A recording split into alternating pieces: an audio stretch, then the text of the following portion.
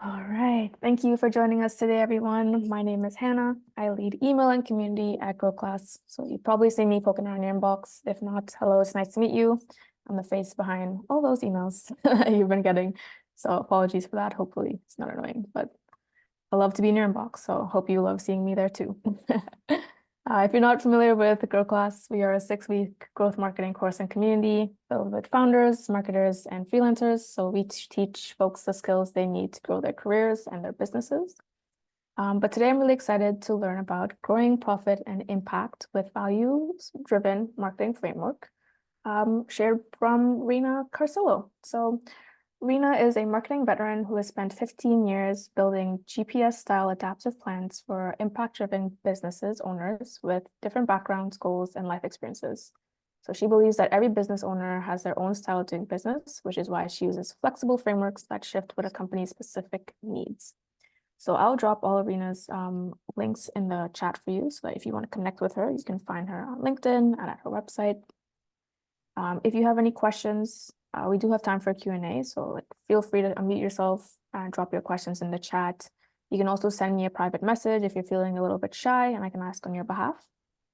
A reminder that there's no such thing as a dumb question.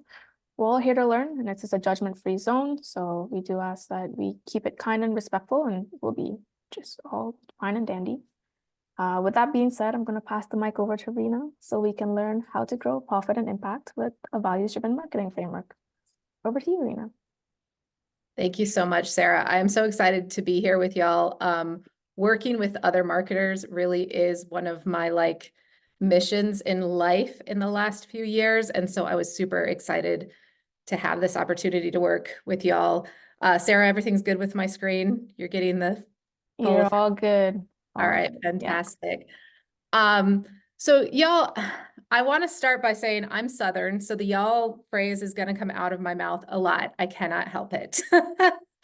I did see someone in the chat from Asheville, North Carolina, and I am moving there in just under a year, so I am very excited. I would love to connect with you if you want to DM me directly to make new friends in Asheville. So, values-driven marketing. A little bit of a setup for this. I have been a marketing, sometimes executive, sometimes consultant, depending on the year, since 2008. And I came to that out of commercial banking. I went to school to study Iranian politics. I thought I was going to be a diplomat, and somehow I ended up a commercial banker instead, right at the height of the global financial crisis. And I thought I wanted to change the world and make the world a better place. And being a commercial banker at the height of a global financial crisis, right out of college with no other context, maybe I did not think this through completely, right? So I quit my very cushy job at a top 5 financial institution at the ripe old age of 25. And started my own company in 2008. I thought I was going to help people with their finances, and instead I ended up building the first version of my business with a 2008 era Facebook page. Now, if any of you, most of you are probably too young to remember this, but if any of you are just old enough to remember, in 2008, you could post something on a Facebook page and it would show up to everyone who followed you. It was incredible. You'd get 99% organic engagement with your fans. And so people started asking me, how did you do this? How did you get to work with companies just posting on Facebook? This was crazy and novel back in 2008. And so I got some really great opportunities very early on to work with some big brands. I got to take a US-based franchise international to 150 different companies and built out their whole digital strategy for that. I got to help Honeywell Safety build their first version of an e-commerce site, because yes, I am 40 this year, so I'm that old. I got to help companies like State Farm Insurance figure out how to do social media in a regulated industry. And part of that was because I got to work in this place where we were all figuring it out. There were no experts back then. I mean, there were plenty of people who called themselves experts, but there were no experts because Digital marketing was still pretty new. Social media marketing was brand new.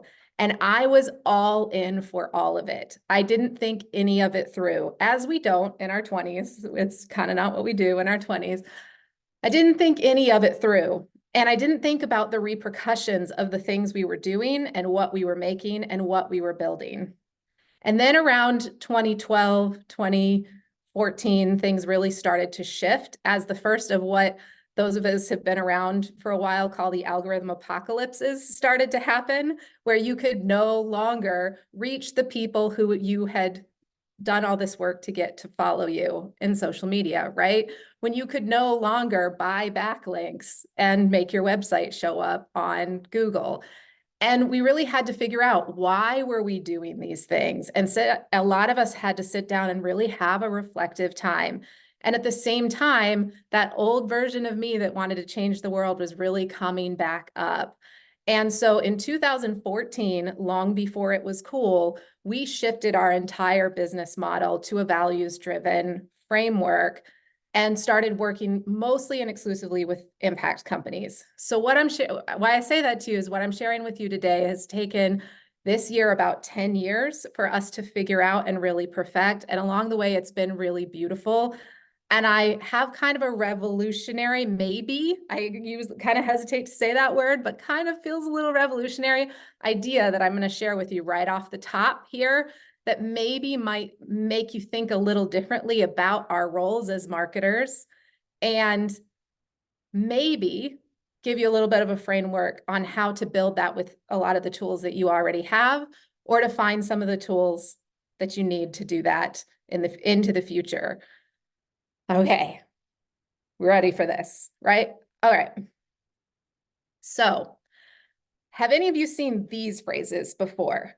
Like, marketers are manipulative, they're opportunists, or my favorite one that I can still hear Gary Vaynerchuk back in the early days of Wine Library TV and Twitter, like saying it like an echo, we ruin everything. Because if you've worked in corporate marketing, you've probably heard this from a salesperson, from an operations person, from a disgruntled COO, where you're messing with something that they're trying to deal with on the product or the operational side. Or you might have read something like this in an Atlantic piece, or by a blogger or a YouTuber or someone talking about how marketers take all these great things and we mess them up.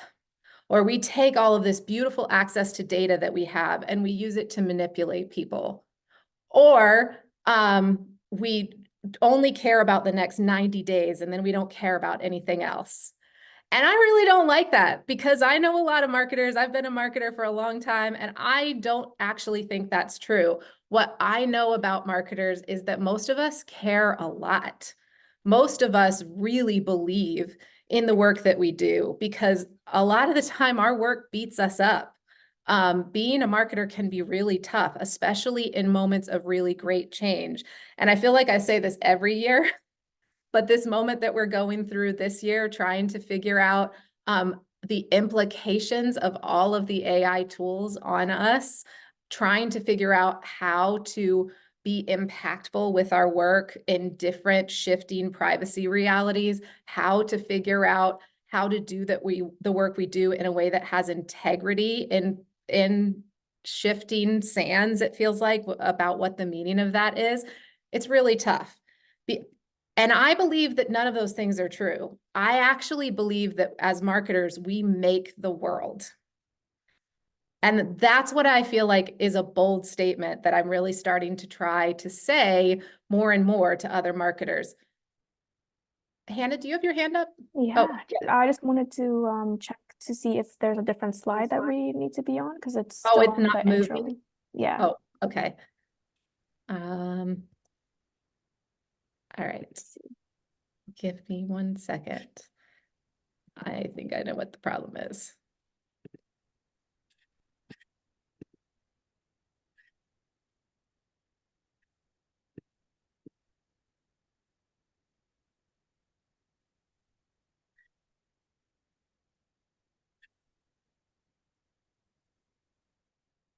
I'm just going to stop sharing and reshare.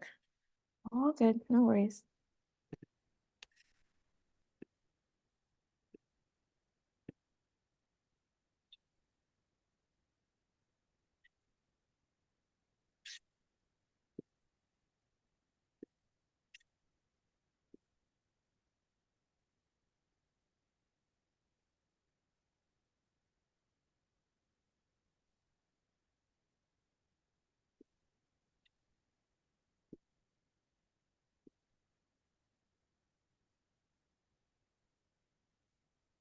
Okay.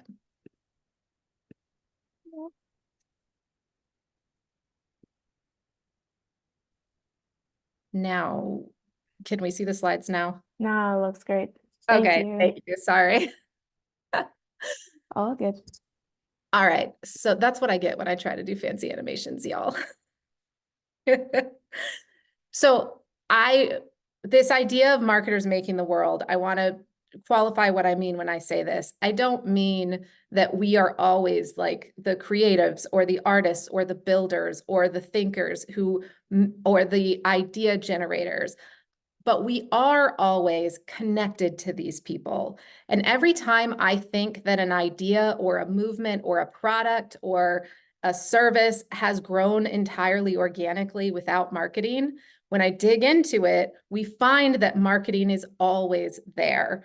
Sometimes it's an individual, sometimes it's a group of people, but there's always marketing there, helping with things that we think of as like tactics, right? Like messaging and spreading ideas and creating referrals and creating pipelines and all of these different things. But there's always a marketer there helping in some way, even if the marketer is the creator of this idea. And I've heard this said often about branding, that branding exists everywhere ideas exist. And I think it is also true about marketing. And so what I believe today, after 10 years of doing marketing in this flipped way where we put values in the front of the strategy, at the center of the strategy, since we've been doing marketing this way, what I've come to believe is that marketing is actually the heartbeat of a business, that you can tell the strength and the impact and the integrity of a company by the way it does its marketing. And so marketers are really part of the front lines. So when I talk about values-driven marketing, I can get really into like the tactics and the framework and the idea, but I always want to put this big idea at the front, which is the idea of being values-driven in marketing is that marketing becomes a heartbeat check on the way the business is performing, on the way the business is operating. And like a heartbeat, if the marketing department is running on empty all the time, running 150 miles an hour, growth hacking, trying to get stuff done for the next 90 days without thinking about the long-term impacts, it eventually runs out of gas, just like when our heart beats too fast for too long. And that's why you've seen, one of the reasons I believe we've seen so many marketers my age, I just turned 40 this year, so many marketers my age having early midlife burnouts, because we've spent the last 20 years running so hard because that's what we thought that we had to do. And the beauty, and I've seen this over and over again working with CEOs and CMOs, the beautiful thing when we shift this values-driven framework is we don't have to run that way anymore. We can get growth in sustainable ways that make it a lot more manageable and keep marketers, especially those of us who love it, right? Who want to do this for a long time, keep us in the game long enough to have these big impacts so we don't have that burnout. And that's really become my mission in the last couple of years, is to help marketers do this, because I'm sick and tired of seeing great, incredible marketers flame out because they're too tired to continue. We need the genius that y'all have, and so we need to not flame out. Okay, so now that I've been on my soapbox, I just want to say, like, Marketing is all about driving human behavior, and our behaviors become our reality. So when I say that marketing changes the world, marketers make the world, this is what I mean. We know, because that's what we're trying to do, change a behavior. Go to this website, not this one. Click this button, not that one. Buy this product, not that one. Think of this before you go there and buy that product. Watch this, not that. We are trying to nudge human behavior in different directions. Sometimes we're trying to drastically change it, right? And the way that we behave, our behaviors become our reality. So we are actually shifting people's realities when we are shifting what they do. That's what makes what we do so powerful. And so the first thing we do in values-driven marketing is we shift from a focus of stakeholders being shareholders being the only focus, meaning people who own shares in the company are the only ones who we care about because they're the ones that get the returns and we have to make them happy, to all stakeholders matter. This is a big shift for marketers, not just the people who get to take home the profits we make, but all stakeholders. Stakeholders could mean employees.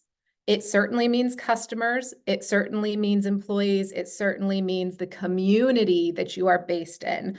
So we like to tie businesses back to place as well, even online businesses. I run a totally virtual company with employees in multiple states. In fact, we've got a couple in other countries now.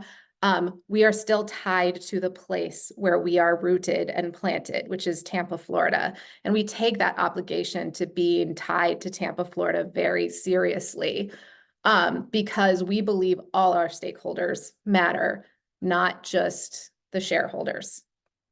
So what does a marketing framework look like? So we like to think of this like a house because it's easy to remember, right? I won't go too deep into this today, but the house is always underpinned with habits. The number one thing that I see happen when I work with companies on their marketing framework is that they have all these beautiful plans and ideas and campaign designs and maybe even have some great fancy tools, but they don't have the underlying habits that create the consistency to create a sustainable marketing framework. So we always put habits as the foundation. And then there are 5 pillars that hold up our house, if we will. The first is the 3 core. We'll talk about those in just a minute. This is core values, core communities, and core beliefs. The second is Trinity principal channels. This is where we get these are the platforms we engage with, where we get most of our leads with, the digital and sometimes in-person communities that we engage with. And we have a radical belief that most companies only need 3. And I might have lost some of you right there because like, wait a minute, we don't have to be everywhere all the time doing everything, using an aggregator to post on every platform imaginable. My experience says no, we don't. We can choose 3 of the right platforms and they are usually enough.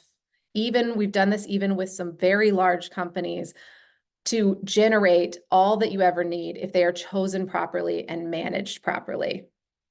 Then stakeholder persona communities. This is our communities that we support, like we just spoke about. This is our employees, our customers, the community where we are planted, yes, our shareholders.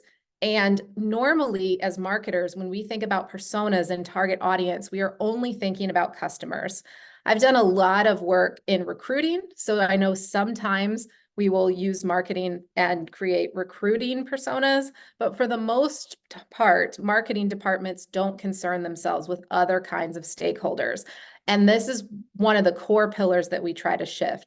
How do we make sure that we're serving all of our communities with our messaging? And that roots back to how we develop personas. And we'll talk a bit more about that later on. Then, of course, we have campaign cycles. That's what most of y'all are probably the most familiar about. We really like a lot of seasonality with these. And then, of course, our data systems. We purposely put our data systems and tracking last for a reason. I don't believe in the term data-driven. And I worked a lot in software in the last couple of years. So I know that can give some of us like, what do you mean not data-driven? Isn't that what we all want to be? I believe that when we are data-driven, we are always looking at the past and we are always looking at big groups of information, and it starts to make us less innovative and less human.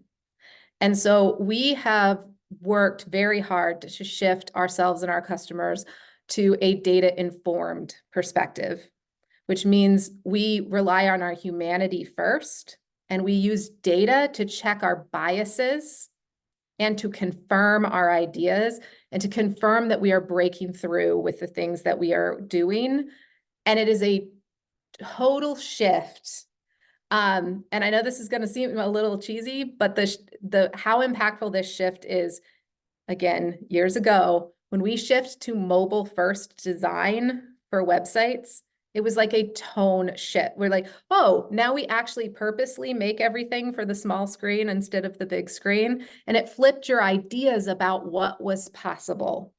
And shifting from data-driven to data-informed has done the same thing for especially a lot of our software and tech clients, who really were looking at aggregates way too much and humans not enough. Then finally, we put the roof on the house with things that I think we often spend a lot of time on. And I like to think about it this way: look, feel, and style. This is your like visual brand, the way that it makes people feel, the style that you portray, a lot of the things that we will often associate with hard, like very hard branding. These things are not nice to haves, like some people like to think about them. They are what keeps the roof on the house so everything inside stays warm and cozy and well connected. So you can have a house that doesn't have a roof on it, but it's not going to be very comfortable. Nobody's going to want to live there and hang out there. That's what I feel like about look, feel, and style, because you can succeed with marketing without branding. It's not the way that I would prefer to do it because it's a lot harder, but it is possible. You can succeed entirely tactic-based marketing. What you can't succeed is entirely with brand and no marketing tactics, because you're not likely to ever see that brand or engage with that brand if there's no marketing attached to it. And then the other thing we put in the roof is that status alignment. Status alignment can be really important for marketers, and I don't think we always take it seriously enough. We're like, are we a prestige brand? Are we trying to be a prestige brand marketing to people who don't care about a prestige brand? Are we trying to? So that also does not have to be there, but it makes things a lot warmer and cozier and easier to do in our tactics-based life if we have those things covering our house. So that's how we frame all the different pieces. Let's talk about some of them individually. And we'll start with my favorite one, which is the 3 core. So the 3 core are values, communities, and beliefs. Values come first, obviously, because I'm obsessed with values. Values are stable, long-lasting beliefs about what is important to a person. They become standards by which people order their lives and make their choices. So sometimes this can be a little fuzzy for people. So I always want to ask, like, how many of you, and you can just use the raise your hands or raise your hand in your video, how many of you have done like a values workshop before, or you've done an activity where you've had to think about or look at your values? I'm just kind of scrolling through. Okay, so some of you have, a few of you have. I always recommend to people, if you've not ever done a values worksheet before, like the best person in the world to take you through this virtually is Brene Brown. Her system for this is beautiful. And if you just Google Brene Brown plus values, there's a great worksheet and podcast, and you can do it in 30 minutes. The important thing about values is that they don't change very often. They should be pretty core to who we are, and they are driving the way that we behave in the world, or we're working towards them driving the way that we behave.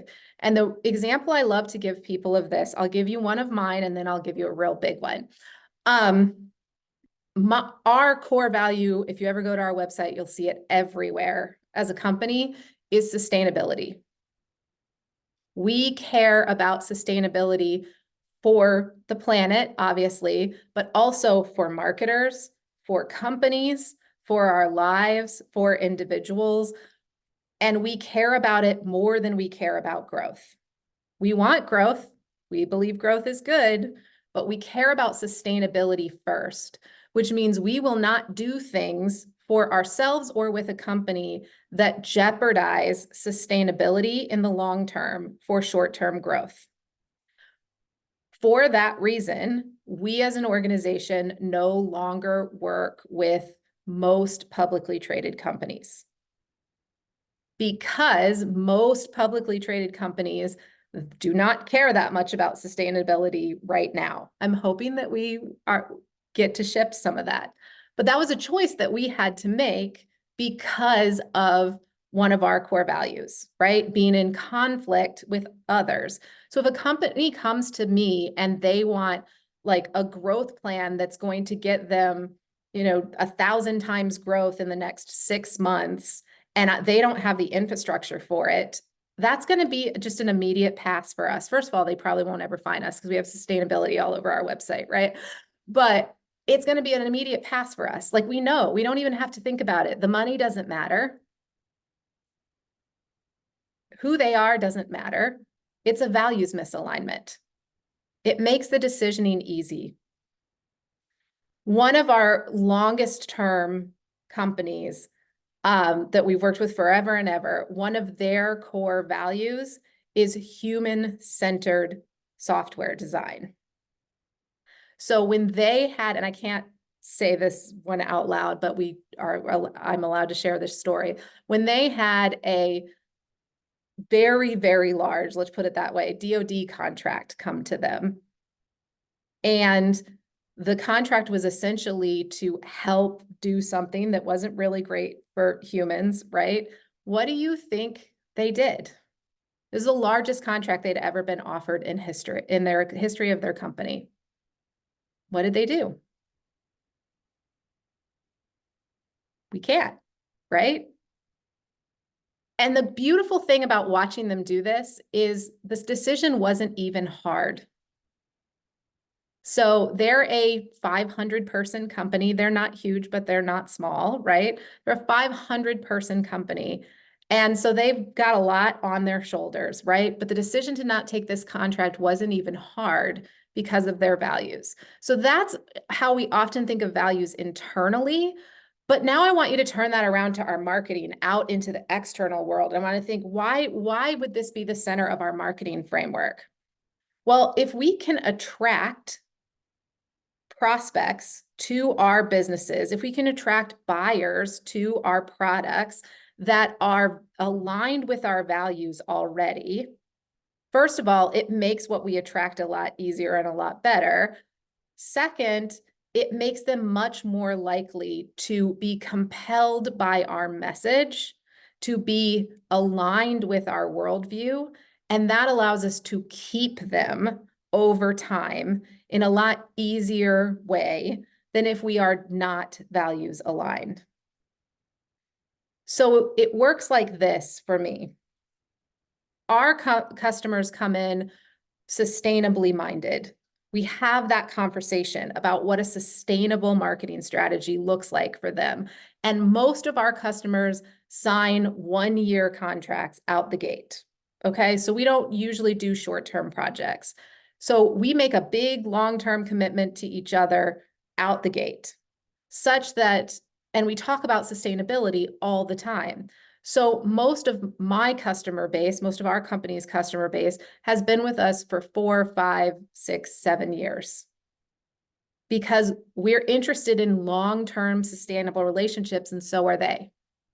They don't come to us if they don't want that. And then I'll give, like, okay, that works for you as a small boutique agency, right? What about an example of this that is a a bigger brand or something like that, right? I've actually got it sitting right next to me. Here, I'm going to show you. Okay. Have you all ever, I know, I always like to show you something real life. Have you all ever seen Thesis? Anybody else here use Thesis? Anybody? It is, so Thesis is a supplementation. They started having commercials recently on television. So anytime I see the commercials on regular TV, I'm like, oh, hey, look at that. One of the internet brands just jumped into traditional, and it always lights me up. I love it when internet brands jump into traditional. It is not as much fun the other direction, though. So Thesis is a supplementation company specifically for supplements around working more effectively, designed initially to help support people with ADHD and things like that in natural ways. I don't think they make medical claims on their website. Y'all don't want to put that in their mouths. But their entire strategy of marketing out the gate when they first started was to align with other people who wanted the greatest mental clarity possible to do their big work in the world. So I started buying Thesis because I wanted to do big work in the world. Y'all, it's a supplement, right? It's a supplement that that has like some mushroom stuff in it and some caffeine and stuff in it. Like there's 100 different variations of this now available on the internet. We keep buying Thesis and they keep growing because their messaging to us was values aligned. And everybody I know has started taking these Thesis supplements because what do? I'm like, you won't believe it. I take this supplement and then I've got like 4 hours of really great work time ahead of me. And every time I take it, it works. And then I tell people, here's what I created last time I took one. So now my clients take it, my friends take it, my colleagues take it, right? What did they have to buy in advertising to get me to spread that message?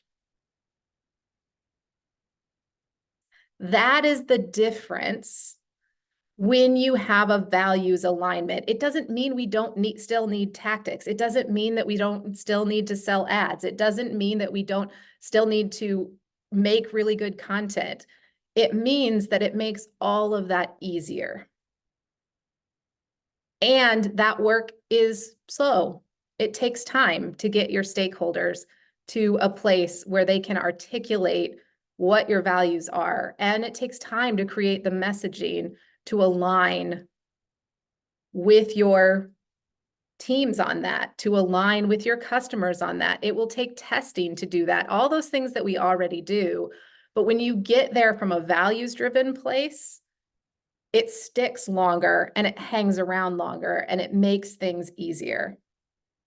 And you all probably know some great examples of this from large brands. I'm always nervous to talk to marketers and mention Apple, but I can't help it in this context. I think a lot of people used to think that Apple was about iPhones. And if you're a little bit older, you maybe thought Apple was about desktop computers. It was about hardware. That was the thing for a really long time that Apple was really good at. But what people seem to miss over and over is that Apple's values alignment is think different. And so Apple today is more concerned about privacy when they when they talk about marketing, when they message to their customers, when they are more concerned about privacy than they are about hardware. Why? Because it is against the grain of what most of their competitors are doing. And their customer base has an identity as people who think different, even though everybody has an iPhone. It's not even like it used to be. I don't know. When I got my first Mac computer, it used to be novel. Now everybody's using a MacBook, right? It doesn't matter. It's still an identity that people hold. And that is your holy grail as a marketer. If you can make the thing that you have a part of someone's identity, if you can make the service you're offering, the thing you're selling, a part of someone's identity, you've shifted who they are Now, it better be a great thing. That's all I'm saying. Like, let's make the world. But you've shifted who they are. And that's what being values aligned is all about. Now, two of the places that we get there are through core beliefs and core communities. Core beliefs are not necessarily good. Like, I would make the argument that most values are good, even though we can have different values. Like, you might value growth and I value sustainability. Like, I really like adventure and you might really like safety, right? But those things are all good. They're just different. Beliefs may be good or they may be bad. Like, I have this really annoying belief that in order to get ahead, I have to work really hard, which might sound like a good thing, but actually it can come back to haunt you, because when you're at your 80th hour for the week and you're thinking, this is what I have to do to get ahead, it's not healthy for you, right? So beliefs can, but they drive behavior. And not to go too deeply into psychology, but if you've ever been to therapy, you've probably had to explore some of your core beliefs. We usually pick these up in childhood and they drive our behaviors. So we need to know what the core beliefs of our stakeholders are in order to help move them. Sometimes we are confirming the beliefs that they have. I believe that my appearance is worth paying attention to. Therefore, I buy this makeup that I have on my face. I'm not going to mention the brand. I believe that my workout is really important. Therefore, I make sure that I get to my yoga studio at least 3 times a week. Sometimes we're trying to shift their beliefs. That's the hard ones, y'all. So any of you that work with early adaptation stage companies, so they don't have belief from the market yet, particularly if the product is novel. This is like, if you are working for an AI company right now, if you are working with a product that's really innovative, if you were working with Thesis 3 years ago, today everybody takes up, not everybody, but a lot of people take supplements for like this. If you are trying to get early adapters, that's where you're trying to shift people's beliefs. That becomes really, really, really difficult. And you need to know what those core beliefs are and what the process to shift them is in order to be successful at getting that early adapter traction. That is the hardest type of marketing to do, in my opinion, y'all. So love y'all that work with startups. I don't do a lot of that anymore. And then core communities, these are your groups that come together around something. We're real familiar with these in marketing. A lot of community-based marketing happens here. Sometimes these communities are online, sometimes they are offline. And I think in the last 10 years or so, we've become really bad, and COVID stuff maybe made this even worse, at only thinking about communities as digital. We don't always remember that a lot of really deep communities exist in the real world, although that makes me nervous to say sometimes because the internet is the real world, in real life, in person. It's my yoga studio, it's your church community, it's the volunteer organization that we go to, it could be the coffee shop downtown, it's certainly political organizing groups, it's business organizations. Those still drive so much of our community activity. And many of us, particularly when we are like working in our hidey hole home offices type marketers, forget that those communities still drive so much of referral-based relationship, so much of word of mouth-based relationship. And that is the stickiest, longest term type of relationship to build with customers and stakeholders. If you can get deeply embedded in a community, you are, as a brand, you are so much easier in your marketing. Brands that are deeply embedded in communities have such a great, easy time in comparison to those who are not, because they are self-perpetuating to a certain degree. I got very lucky. One of my very earliest career career, paths was working with a big multinational franchise that has a super strong in-person community component. And y'all, that was 15 years ago now. It's more than 15 years ago now. And still, I have a couch that I could sleep on anywhere in the world because of this community. It's going to serve me really well. I'm about to be in Peru in 10 days, y'all. And I know someone in Lima that I can like go and see. Like that's the stickiest type of community. And I think we forget about it in online relationships, which can often be really shallow. So how does this look for a human? I'm actually wanting to show you mine because I want you to think about this for yourselves and then think about it for this. Thinking about it for yourselves allows you to think about adding this to your persona work. So here's an example. This is my little family right here. My son just graduated from high school last year. I'm getting old, y'all. I told you I turned 40 this year. My core values are truth, courage, and creativity as an individual, which roll very well up into our business value of sustainability. Sustainability first, then growth. The habits are who we are. People are hard to hate close up. I'm going to nod to Brene Brown on that. Those are my core beliefs.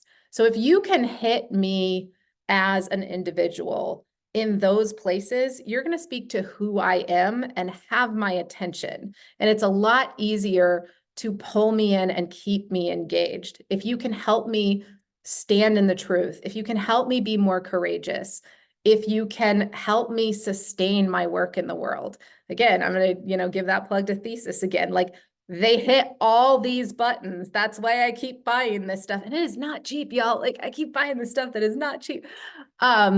And then some of my core communities are USF alumni. I am a proud bull from Tampa, Florida. And y'all, Tampa is a great town. If you've never been here, you should pay us a visit.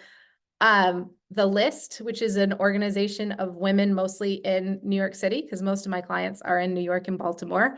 And I am a Philadelphia Eagles fan. That's a story for another day. So we do a lot of fun activities in a Florida Eagles fan group. What I want you to notice about this is the only one of my core communities that exists with a big digital footprint is the USF alumni.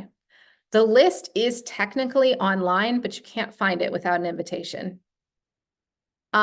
This particular group is a couple hundred of New York Times bestselling authors, like political power players, like CEOs, stuff like that, but you can't find it online without an invitation. I think half the people in this group barely know how to use the internet.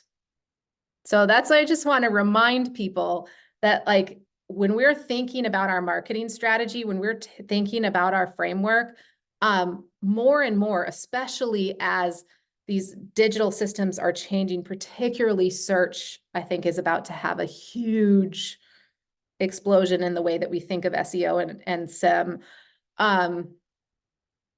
These offline groups are going to become more and more important in reaching our customers as things shake out. It's one of the reasons why you're starting to see, if you notice it, a lot more traditional marketers or traditional marketing succeed again. So I do want to, like at the end of this, give you a little bit of an introduction to the Trinity principle and then open us up for some questions. The Trinity principle simply states this: a business needs 3 channels or platforms chosen properly and with a well-executed strategy to have all the business it needs for sustainable growth. The number one thing that I would like to see marketers break up with, besides FUD, I really hate FUD marketing, is this idea that we need to be everywhere and contribute noise in all these different places.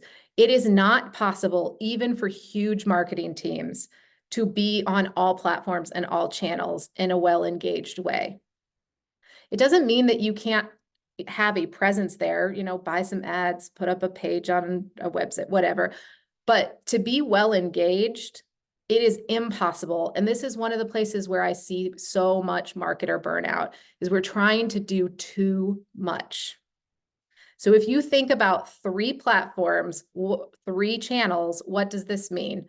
One that's owned. This is so important, especially in an AI-driven world. And when you are looking at the transitions in search, more and more to AI, having an owned platform and user-generated content related to an owned platform, whether it's website, blog with comments. I know everything old is new again. Email list, app, or a custom space in a place like Mighty Networks or something like that. An owned platform, I believe, is going to be absolutely essential going into the future. And those who do not already have an owned platform are behind. And it is the #1 place where we are pushing people to get more productive, because the way that AI search is working, if you don't have a lot of this just content out there in a variety of different formats, not just on social media, which is, I think, where a lot of people have put so much time, energy, and effort over the last 10 years, we're going to be missing pieces that we need to perform well here. And I think we're about to see a shakeup in the way search rankings fall out that we haven't seen since 2012. I've been through one of those, in 2012. I'd like to not go through another one, but I think we're there. Channel 2 is scaling function. This is something that you can scale up quickly by throwing money at it, like community advertising, media partnerships, certain types of PPC, social platforms, search crossovers like YouTube that kind of ride the line between many. It's important that we know we have things that can throttle up. The problem is most of us spend all our time here and miss the other 2. And then the 3rd channel are these stakeholder centric. These are deeply related to your stakeholder alignments. These are the communities we were talking about a few moments ago that are often offline, that are deeply connected, that spend a lot of time together and talk to each other a lot. If you have one channel/platform, I'm using those words interchangeably because they mean different things to different people, in each of these 3 areas, you can generate everything that you ever needed as a marketer. Now, you might have to kiss a lot of frogs to find the right ones. Like, you might have to try on a lot of different things to find the right ones, but this is totally doable for most marketing teams, from the tiniest, like 1-2 people working as a solopreneur type situation, all the way up to big corporate. It just looks different at different scales. This one right here, I believe in 2024 is the difference maker. Those who have an owned platform are going to beat those who do not, as this digital life starts to shift for us because of AI. And I want to take credit for that idea, but I can't, y'all. Basically, every deep thinker that I love is saying similar things right now, because we're all seeing the same things. You need control over something. And to me, that is the #1 thing to be selling to your executive team. If you need to sell to your boss right now, is what is our owned platform and how have we invested in building that? Because I think within the next 18 months to 2 years, if I can make a prediction, those who don't have it are going to be in some trouble. And then we usually go to our scaling function second, because this is how you can make, investors happy, those who take profit out of your company happy quickly, meaning when something's working, it's easy to pull a lever to make it work more. That's our advertising model often. And then usually we go to these stakeholder-centric communities last. I will tell you that we flip this on its head for tiny companies. So if you are 5 people or less, so meaning you don't have a dedicated marketer typically on a company of that size, we do these first, because even though they take longer, they're the most sustainable. Then we do this one, then we go to scaling. But most larger companies, I think this is their greatest need right now. Okay, so I know we are nearing the end of our time together, and I want to make sure that I leave some time for questions. So Hannah, do I turn it over to you for questions, or how do we want to roll this? Yeah, we can open up the floor. If anyone wants to unmute themselves or pop your question in the chat, you can also message me privately and I can ask on your behalf. Whatever works for folks here. We'll open up the floor.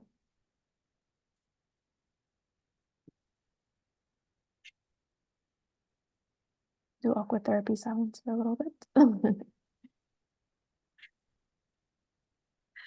I was trying very hard to leave it at the 15-minute mark, and I was like, I know that's not going to happen. I'm famous for going over. I have to practice worries. like crazy. No worries. We still have a few minutes if you did want to finish off what you were saying just now, but yeah, we'll give folks a few minutes to digest and think of any questions that they have. Yeah, the only thing that I always want to say to people as you're thinking of that is, I love every new thing and latest tool. Like, I am one of those with an early adapter identity. I really like to be the first one to try something new and collect different things and stuff like that. And what happens time and time again, over and over again, when I go into companies, is that I see that the place where they are the most missing elements is in these very foundational core pieces. Understanding those core values and how to build a strategy around them, understanding what their core communities are, what the core identities are, what their stakeholders actually believe to be true. Like, those very basic things that we think of as like, oh, nobody cares about that because they've already done that. Over and over again, I see in organizations of all sizes that those are often the most missing element. And usually, if they have all of those things well in hand and well understood, the rest of the things, the tools, the tactics, things like that, fall out fairly naturally around it. So if you find yourself looking for a tool or a tactic to solve a problem, I always recommend people to first looking back at that foundational set. Do you have really great understanding of core values, core communities, core beliefs? Do you have deeply connected, well-researched, verified stakeholder personas? These things are more rare than we may think as marketers, and they make all the difference.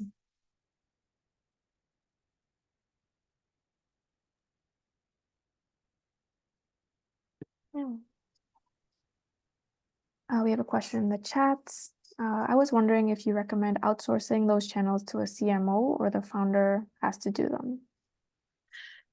So this depends on the organization. So usually, we actually do like 2-day executive retreats around some of these, where we will often get like CMO, COO, CEO, CFO sometimes together to work through these things. But in a smaller organization, it probably is something that the CMO can mostly manage, because they probably are pretty deeply connected into what those things are. What I don't recommend is if you are at like a mid-level marketing role, so say you're a marketing director in a lot of companies or a marketing manager trying to do those things on your own, there really is a buy-in process with your executive team, with your leadership to create those things. And that's where that like intrapreneurship comes, because it does take time to influence and evolve people on those things typically. But yeah, I would say a whole executive team probably should be involved in at least the 3 core, which is like core values, core beliefs, core communities. Great question. I love that question.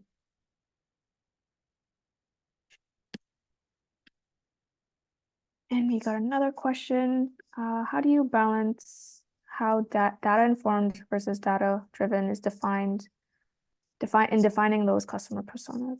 How do you balance? Oh, I love that question. Yeah. So I'm gonna go with what I think you mean, and then you can follow up with me if you. So in the initial stages of developing those personas, we use data tools to get initial information in combination with customer interviews. So for example, when we develop new or try to confirm persona work for clients, we will do a pretty deep series of customer interviews. We do a data round first, and then we do a data round after the customer interviews. And the purpose of this is to get a frame for what we think is, then talk to real humans, because that frame for what we think is helps inform our questioning, what we say to them, things like that. Then we talk to real humans, and we typically try to talk to around 20. More than that seems to be a waste of time. I've done big ones where we do a lot. Less than that is sometimes you miss some people. So we typically will do around 20 customer interviews, like on Zoom, usually without a stakeholder. So we like to make those independent so they can say whatever they want. And then we go through another data round after we've done those interviews. And that allows us to kind of layer and see where we're going. If it's a startup, you're going to have to use data to make some assumptions. And then or a new product, you're going to have to use data to make some assumptions. And I want you to get to asking to people to buy as fast as possible, to confirm whether those assumptions are true, and then you tweak as you go. Let me know if that helps. Perfect. Okay. All right, cool. We're at the top of the hour. I want to thank you, Rena, for sharing your expertise with us today.